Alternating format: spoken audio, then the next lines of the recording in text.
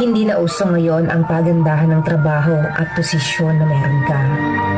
Hindi na uso ang payabangan ng narating mo sa buhay. Ang uso ngayon, yung kumikita ka kahit hindi ka nakapagtapos ng pag-aaral. At hindi na payamanan ang sukatan ng masayang pamumuhay.